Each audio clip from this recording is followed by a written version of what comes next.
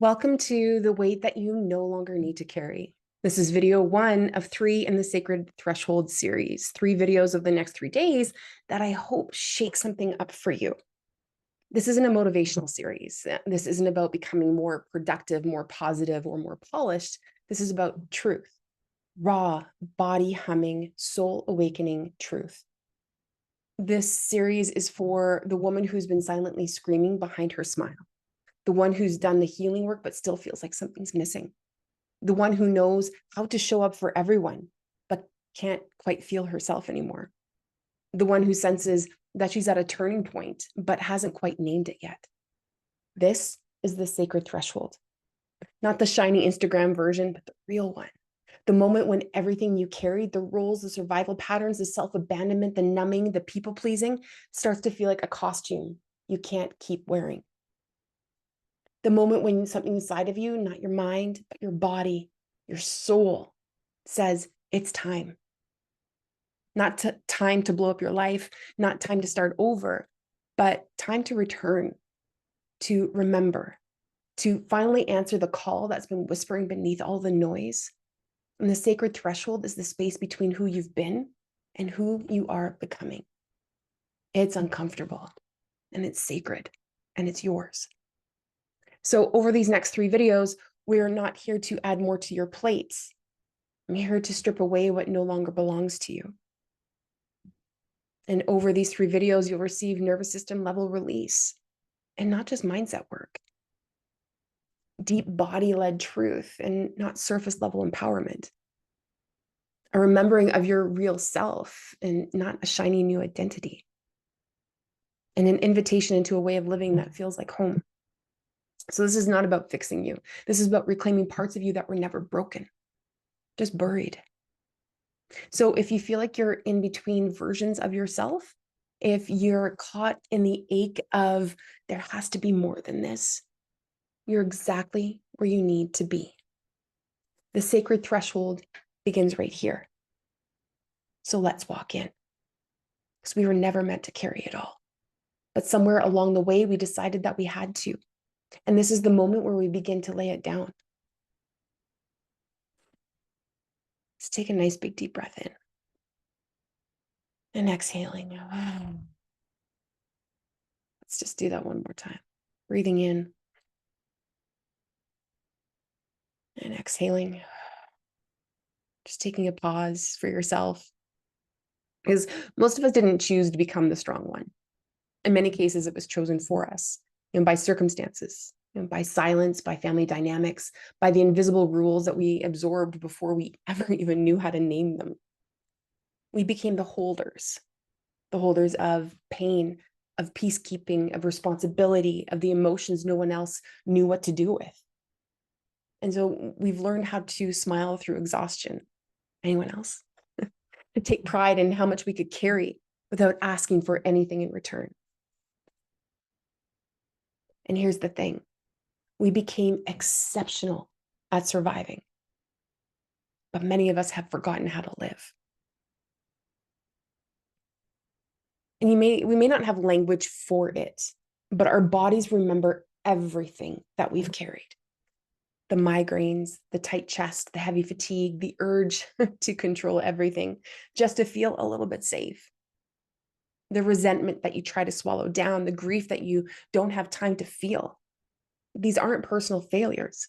They're symptoms of accumulated burden. And when we grow up being attuned to everyone else's needs, we forget how to recognize our own. And we build an identity around being the helper, the capable one, the glue. But behind that identity is a woman wondering, who am I really if I'm not fixing, if I'm not holding, if I'm not proving? So let's go a little deeper. Some of the weight that you carry isn't even yours. It lives in your cells, inherited stories and survival responses passed down through generations. If your mother didn't have room to rest, if your grandmother had to stay silent to stay safe, if the woman in your line equated self-sacrifice with love, then your nervous system has been shaped by that legacy. And even when we know consciously It's time to live differently. Our bodies still tighten at the thought of letting go, because to set the weight down could feel like betrayal. It may not feel safe. But here's the truth. You're not betraying them by choosing differently. You are completing what they couldn't. You are becoming that first woman in your line to say, I don't have to carry it all to be worthy. So let's drop in here for a moment. Taking a nice big deep breath in, filling your belly, filling your lungs, and then exhaling with a deep sigh. And allowing yourself to breathe in. And as you exhale, imagining, feeling, sensing, knowing that you're sinking even deeper and even further into your body. Breathing in again, filling your belly, filling your lungs. Exhaling and imagining, feeling, sensing, knowing that you're even deeper into the chair or the surface beneath you. Feel your feet on the ground. Notice your shoulders.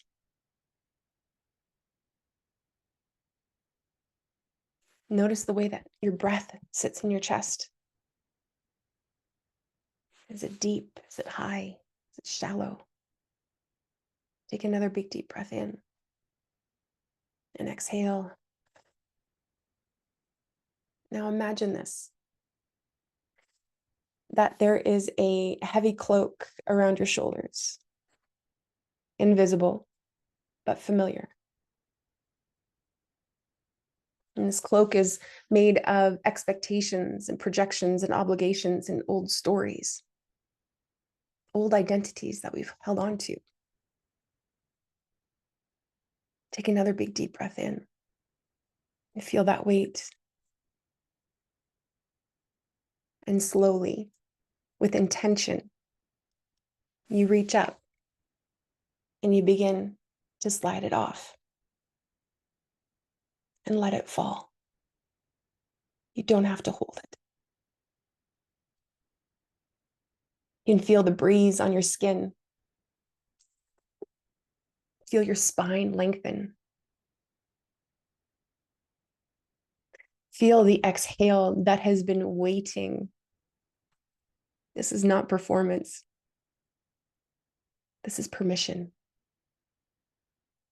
Your body doesn't need another task. It needs a chance to exhale, to be met, to be free. So let's talk about identity for a moment. Many of us have been trained to believe that we are valuable when we are useful, that our worth is measured by how much you can give, fix, or hold. But that identity, it's built on a trauma response. And healing doesn't mean becoming a better version of that mask. It means remembering that you were never meant to wear one in the first place. You were meant to feel, to create, to say no, to rest, to ask for help, to receive, to be. Breathe that in. And that version of you, she's not some future achievement. She's what's left when the weight is no longer in the way. Inside becoming, we don't just talk about release, we practice it in the body, in the breath, in the nervous system. We untangle the inherited roles. We reclaim the parts of you that were pushed aside to make room for everyone else. We walk with women who are ready to say, I don't want to carry the world anymore.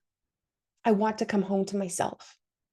So this isn't about letting go in a single moment. It's about creating the capacity to keep laying it down again and again and again without guilt. You don't have to keep holding what no longer fits.